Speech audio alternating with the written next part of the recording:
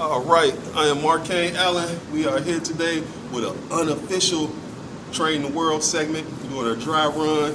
My brother Glen Bloodsaw. We both are fitness specialists, personal trainers, master trainers, certified trainers, whatever you want to call it. All of that. Right. Either way, you come see us, we're going to beat you down. So just know that. So what we're going to do, we're going to go through a little bit of Q&A about how we got started, how we got to the place we at as trainers today. And then it's going to be kind of like an unofficial introduction. Next episodes will follow, be more title focused and everything like that. You know, you may find us beating up people on the street, on the trains, you might find us training each other, you know, discussing different things that not only just help clients or future clients or members of gyms or anything like that, or just trainers. Got to pass on what we know back to the other future generations so they can continue to help people stay healthy and be better individuals, mind and body.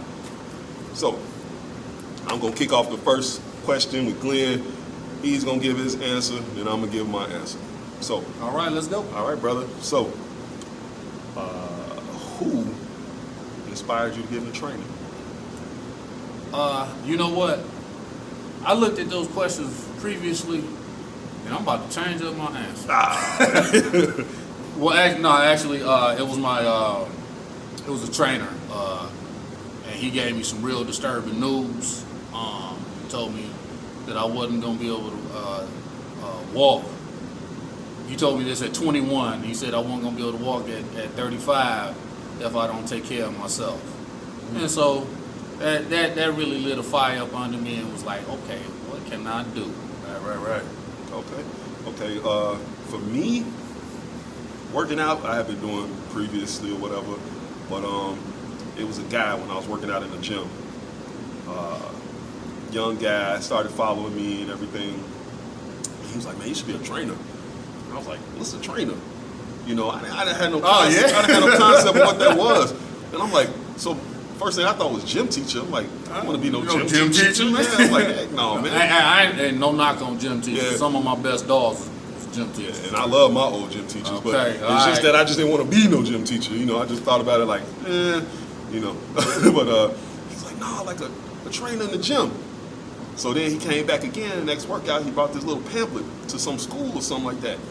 I looked and I was like, man, I kind of dig this. Because, you know, I like eating healthy and everything. I like working out. So I'm like, damn, you can make money off this? I'm like, okay, yeah, I'm in. You know, unfortunately, I ain't like eating healthy. I still don't like eating healthy. I do it for practical reasons, but I don't like it. No. Yeah, so I was like, all right, cool. So then I looked into it. Okay, now, next question. What inspired you to be a trainer? Oh, no, okay. Now this is real easy. At 20, 21, something like that, early adult, basically a kid, I was diagnosed with spondylitis, a condition where there's a degenerated disc and then the vertebrae is actually chipped, cracked, or broken. And with me, a piece of my vertebrae was actually missing. So I had a degenerated disc and a missing piece of my vertebrae. And might add, I'm playing Division I football, and so, man. What could ruin your life? Yeah, right. So, one hit could ruin my life, and so, that was the inspiration right there. Okay. Fix yourself. Right. I got a similar situation. I was maybe 20, 21, and I used to get these chest pains in my early teens where it felt like a rubber band pulling inside my chest, and I couldn't breathe. I'd have to bend over and take short breaths. And I used to think it was just me drinking too much coffee or something like that, stressed out. And so at 20, I found out that I had aortic valve disease. Wow. Yeah, and so my heart, the average human's heart, blood flows like this. You know, my valve gets stuck.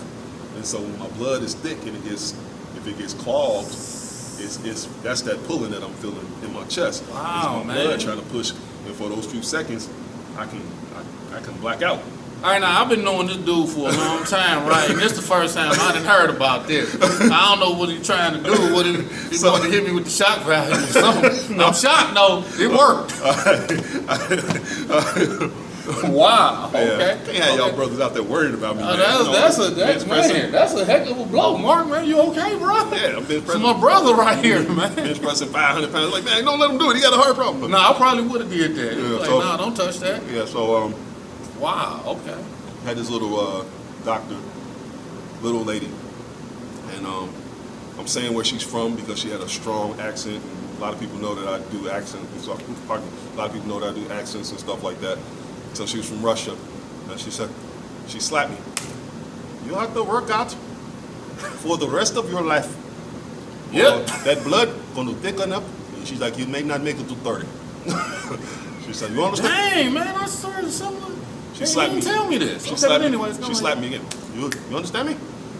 I said, yes, ma'am. Now, I'm 6'2", 6'3". No, he was 6'4". I'm 6 feet. Dude got me about like this Yeah. much. But anyway. So she's this little 5-foot lady. And she slapped me. You understand me? I said, yeah, I get it.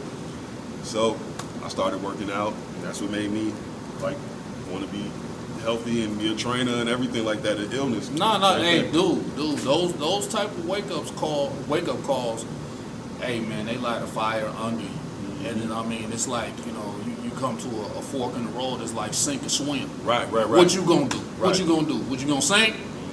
You gotta actually make a decision to do that. Yeah. You see? Live or die, because Nah, I ain't gonna make a Yeah. decision to do that. dealing with what you overcame, dealing with what I overcame.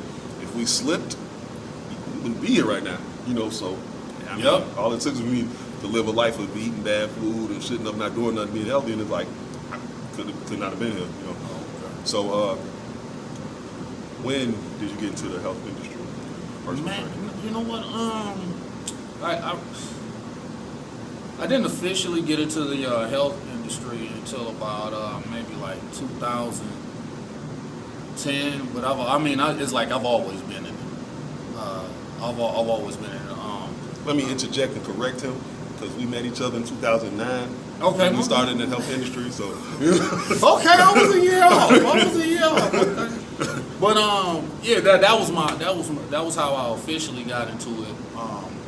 You know, earning the title of like trainer and being officially.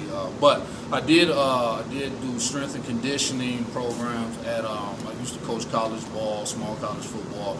So I assisted with the strength and conditioning, and then also I played football. So working out has been a lifelong duty of mine. It's just like there was just an added intent to it, you know, once I got diagnosed with spondylolysis. But I mean, yeah, that's what it was. You know, I've been playing football active my whole life, and then I officially got into it in 2000. But you know, it's always been there, always. yeah. Similar to me, I martial arts background.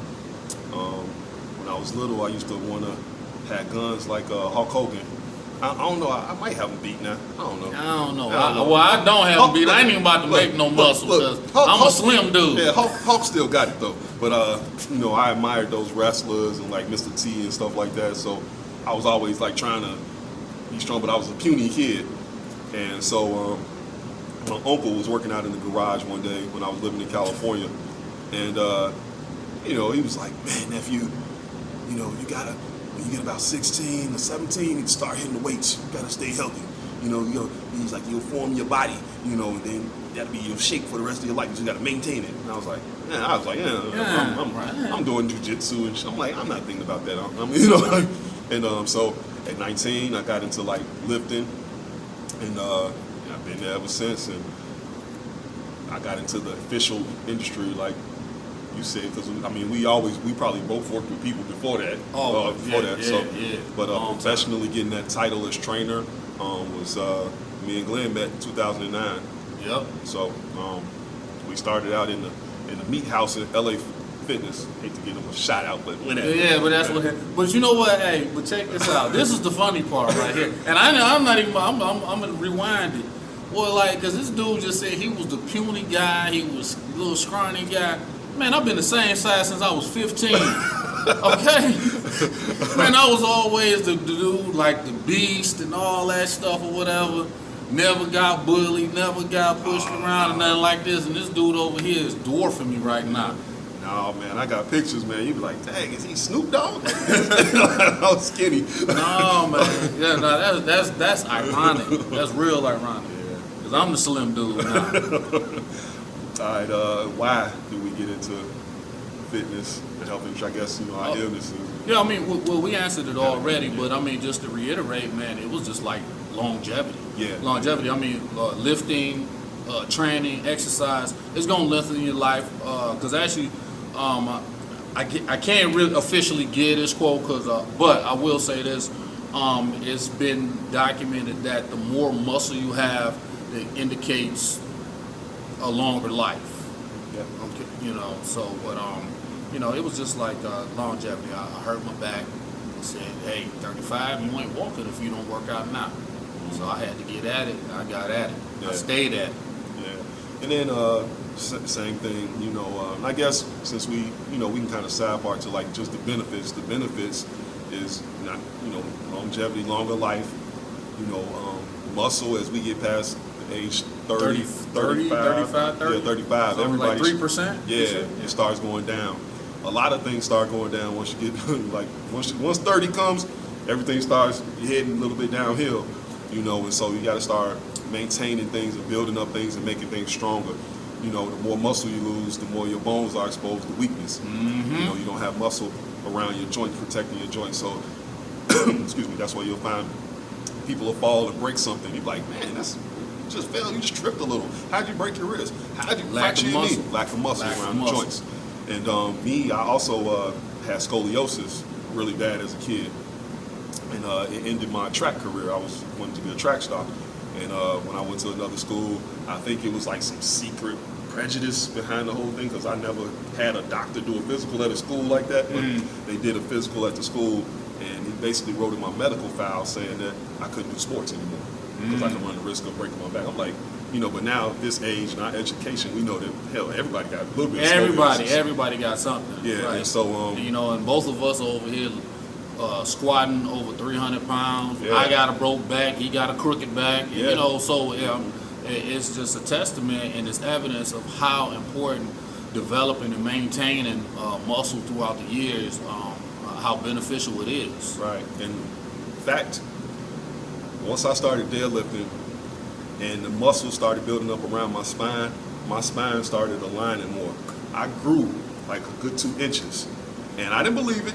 I had to ask a client of mine who's a doctor. I asked 3 different clients of mine that were doctors, like, is it possible to grow? Because I was getting in my car and my pushing the pedal.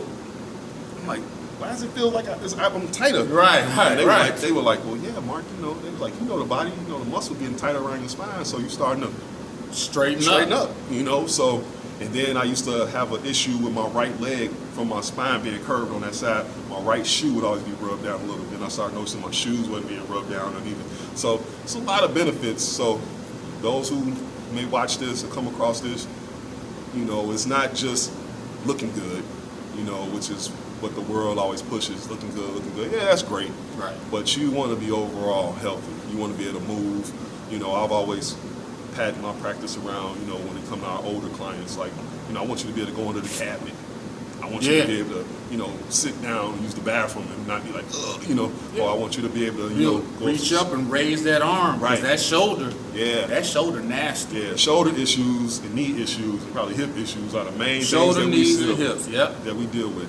And you would be surprised how much you would miss going in your cabinet if you couldn't do it.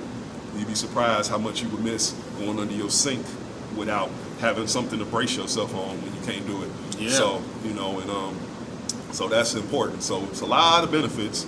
And why we in the industry, that's why, because it help us gain more benefits and overcome illnesses. Helped my life. Yeah, saved our life. Saved our lives. Right. Where did you start your fitness history, sports history? Fitness Oh, well, man.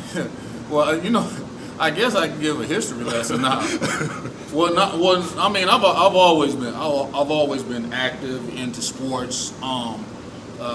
Quick story: my mom, she's a seamstress. She could always sew, and so she used to have those old school patterns, pattern boards and stuff like that.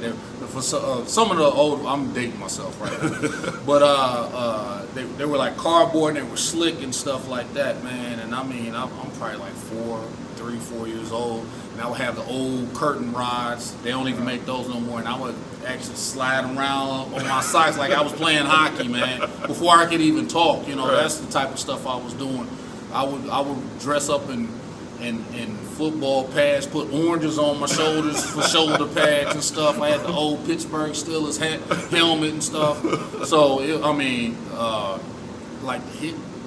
physical activity has been there, has never not been there. Yeah. I've been jumping off of porches since I was 1. Right. Yeah. That's where it comes from with me too. Climbing trees and jumping off stuff. I loved Bruce Lee when I was a kid. I loved any martial artist when I was a kid. Kung Fu Friday. Yeah, I loved samurai. I would imitate those guys all the time and everything. And I loved like a lot of action shows, TV, Stallone and Schwarzenegger and all those guys. And so I used to have like canned goods. I would grab canned goods and do stuff. Oh man, you was working out early then. Yeah. And then I hate to mention Hulk Hogan again, but I don't hate to mention Hulk Hogan again. But he came out that Hulk Hogan weight set. My mom got that for me for Christmas. I ain't never even heard of it. Man, Hulk Hogan had a weight set, like 5 pounds. Kids shouldn't even been lifting this at the time. He had 5 pounds, and 10 pounds, 8 pounds, or something like that. You know what? Kids shouldn't even been lifting that. He had the plates and everything. You put on a little bar. We shouldn't have been lifting that. We know that. Okay, now hold on. Now, I've been hearing some conflicting reports on that. Maybe you could help me. Mm-hmm. Like, what's a good age to start lifting? And then if it's not as young as I would think, why not? Well, first of all, let's answer the first one. Okay, what's a good age? With this newer generation of children, I thought they made them the same. Yeah. Well, scientifically, I would say not heavy lifting, but age 10 or 11. I would say these days, just because we got to throw in considering factors of the food difference and the lack of physical education in school, lack of activity outside because of technology. Okay. So valid. Yeah. So we can't throw no 20-pound dumbbells and no heavy stuff. There's children out there who are doing that, and it could turn out to be a little unhealthy because their bones aren't developed yet, undeveloped. Okay. So you don't want to start compounding heavy weight on child's spines, joints, because then by the time they get 20, they may be achy all the time. You be wondering why. And it's because they went too hard too early. Okay. So in school, they kind of told us like 14 kids can start playing around a little bit with body weight, certain weights. But technically, they want to say 16, 17, 18, something like that. Okay, I got you. Yeah, because you don't want to have a kid like squatting too heavy, too young, can mess up their spine. Compress the spine. Yeah, I got you. And so, but I mean, some of my children started at like 11, just with the 3-pound dumbbells, just doing stuff like that, push-ups, a lot of body weight stuff, squats and stuff like that. Okay. And then, Cardi being an athlete, I had him doing stuff. My daughter was a cheerleader, so, but yeah, I would say safe day to day would probably be 11. Okay. Yeah. Because like I never even touched the weight until I was in high school.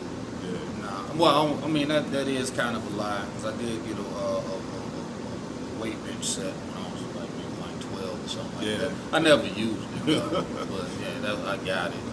But about 14, freshman year in high school. Okay. Yeah, and other than those weights as a kid, I touched weights again at 19. Yeah, before that I didn't. I was pushing up body weight stuff all the time. And the final question is not only how do we get into training, but how do we do our training? We kind of like, I guess, Shaolin monks is our secret. We don't teach our style.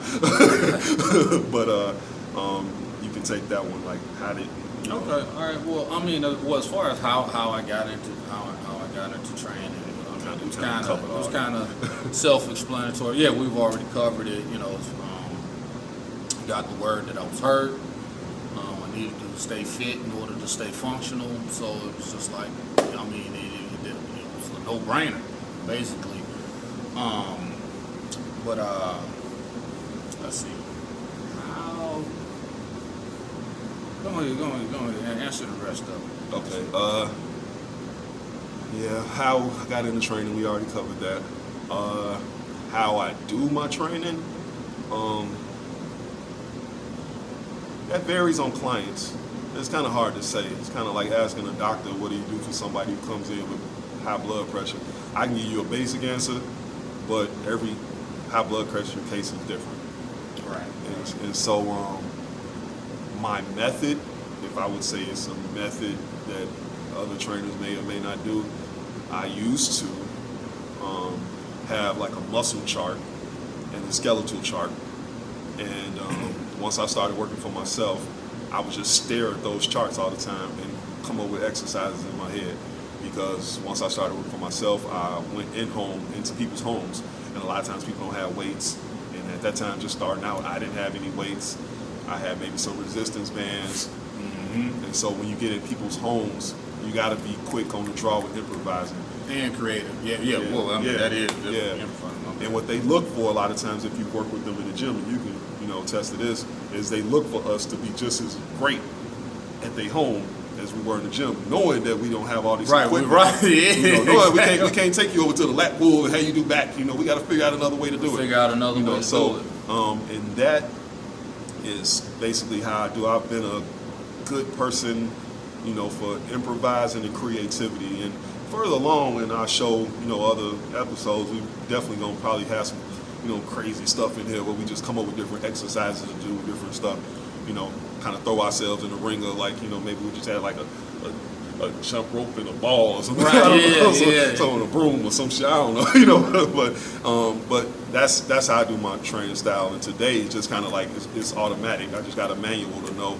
I already expect to walk into something crazy. So when I walk in and it's a gym, or I walk into somebody's building and they got a fitness facility, it's like, I don't have to, so. And I mean that's real. That's very similar to my approach.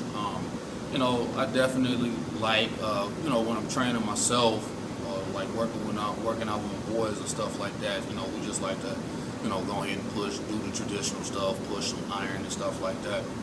But like he was saying, a lot of times it's just based on observation, and then in your history of like working with your client, and then also the environment that you're working with the client in.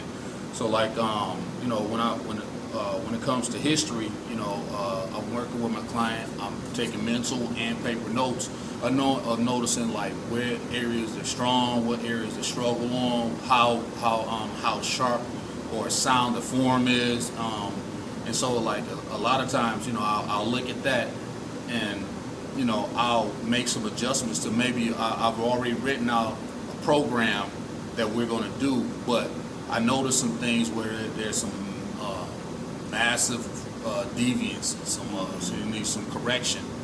And so like I may scrap that whole thing, and then we may spend the next 3 weeks working on a particular muscle group. I'll throw in some extra stuff in there, but like pain management is my thing, because I'm a self-proclaimed post-op rehab specialist.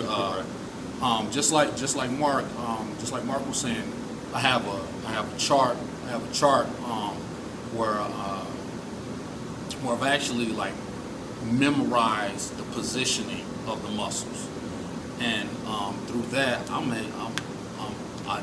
damn near can fix almost any problem that doesn't need any type of operation or surgical repair, anything like that.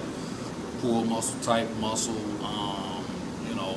uneven, whatever it may be. So the approach, you gotta think on the fly. You gotta think on your feet, because like you're gonna run into all sorts of problems, and it's funny. You think to yourself, just exercise. Go ahead and do some squats. A person may not be able to do a squat effective enough. They may not be able to get deep enough in order to actually make a difference or be effective on your quads or your glutes, for that matter. So you gotta think of a way. We gotta work the quads. We gotta work the glutes. Yeah. He's incapable of doing this, or she's incapable of doing that. So what can I do to substitute that?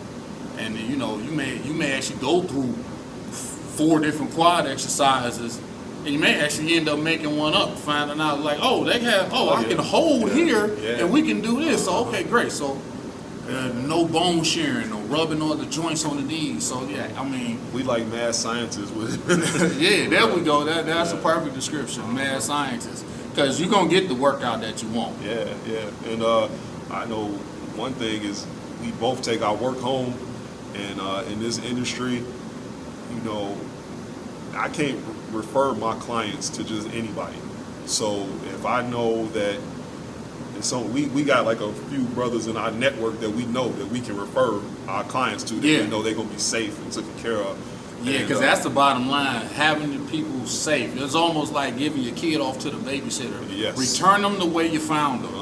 They either got to be better, or at least keeping up to what training style is. So and that's the thing. We both take our work home. So it's like, if ever I have clients that's his direction and I can't get to him, I call him. He had clients out my way, he called me. Yeah. So and it's like okay, now here's this the wild card question. I ain't even tell him I was coming up with this question. He didn't tell me. Man, So the wild card question I ain't is, smiling no more. what's the most difficult client you ever had? Like, I don't mean difficult in personality or nothing like that. I mean difficult. Okay, I was going to say, man, I can't be saying their name on here. No, you ain't got to say their name. I mean, like, Wow. Actually, you know what? I have a client, and you know what? Okay, yeah, it was difficult because she had been getting treatment for a while. She had been getting treatment for over a year, and the problem was always referring back to weak glutes, because she was working with somebody else in the head, and they were telling her the right stuff. She did have weak glutes, but she always had this problem of her quad actually paining her or causing excruciating pain whenever she walked up or down the stairs. So, is it too tight?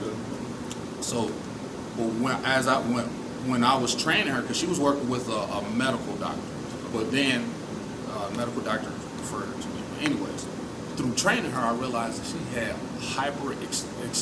hyperextension of the hamstrings. Her hamstrings were loose, so basically meaning her joints or her the connective tissue, the tendons were loose, hyperflexible, hypermobile at the hip. So when she did like hamstring strengthening exercises, and the most normal thing that you would do to strengthen the hamstrings when you don't have a gym available are straight leg deadlifts. They were absolutely ineffective for her. Wow. 100%. Those usually hurt. Right. Wow. Because she had such extension on her tendons in the hip for the connected to her hamstrings. Nothing worked, and so she was in pain. She would come back to me. We would work on it. She said nothing's changed. Finally, I said, okay, let's go ahead and go to these hamstrings. I started working on the hamstrings, and we started doing manual leg curls. And I just centered and focused everything on knee flexion to strengthen and challenge those hamstrings just to get them stronger. After a couple of weeks, that pain in her thigh was gone. Good job, man. Good job. So it took a little bit of trial and error. Yeah. And I know we just mentioned a lot. We just mentioned a lot of scientific jargon, but people who know. Oh, back of the leg, hamstring. It's a hamstring, man. All right, back of the leg. The back thigh. Yeah. Whoever don't know, next time you go to a gym, go up to somebody and say, "Can you help me work my hamstring?" And after they put it on you, then you'll Google know. it. Yeah. Google hamstrings right now. Okay. Most difficult client. Man, tell me. I got two that come to mind.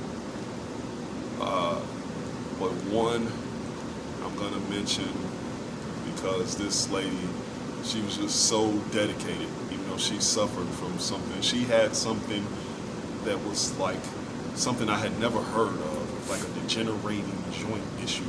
Wow. So like, she can only stand for 5 seconds. She can only raise her hands for a few seconds. When I would go see her, she can get to the door, but after that, she had to have a chair right there, because once she opened the door, she got sit right down. Wow. And, Okay. whatever it was an infection in her hip, so she was linked over like this all the time. So she, like one of her legs, the bones in her leg had degenerated so much that they had to amputate her leg. So she was shorter on one side, and the hip is degenerating and infection at the same time.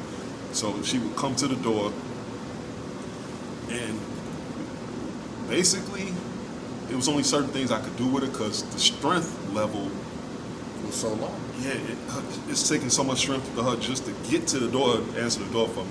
It's taking so much strength for her to get to a chair to sit in. It's taking so, literally, my first session with her was 2 hours. And she gave me so much praise. She told everybody about me. She was an older lady. She told everybody in the world about me. She, you were so patient with me, young man. You did this and did it. And I told her, I said, I don't want to not work with you, but I said, if I work with you, you got to be 100% in with me, because I was like, it doesn't work if you're not trying. And she said, oh, well, I tried. There were certain days she would just be so spent and weak that she couldn't even getting to the door was like, that's her exercise for the day. And I show up and she's like, I can't do nothing today, Markane. And I'm like, all right. I said, well, this is what we're going to do. I said, can you get up out that chair and walk to this other chair? She said, yeah. She's like, maybe if you hold my hand, I can brace myself. I was like, all right. So that's what we did. Have her get up, walk to the other chair, sit down. Have her get up, walk back to the other chair, sit down. Let her get a 2-minute rest. Get up, walk to the other chair, sit down. Eventually, I had her go to, she had like a little flight of steps. Have her step up the steps, step back down. So I said, because I told her, I said, we got to get your body used to doing more movement so that Occupational therapy, right? What you was using on, yeah. Man. And I was like, so when it comes to that point where your muscles and everything is saying sit down, you're going to have that extra kick in to go. And I said, at least a few more steps. And she was like, all right. And the beautiful thing about this story with this lady is I worked with her to the point where she was able to start going out and moving around without a wheelchair. And so that just touched my heart. And the second part of her beautiful situation was even after she stopped training, because she had somebody who could come in, live in, help or whatever, she still was paying me. I would send her money back and she'd send it right back to me. and I called her, I'm like, Miss Glen, like you can't, I'm like, I'm not working with you. You don't have to, no, I want to support what you're doing because she's like, that first day, I should have paid you $2 million for staying 2 hours with me. I said, no. She still send me money. Wow.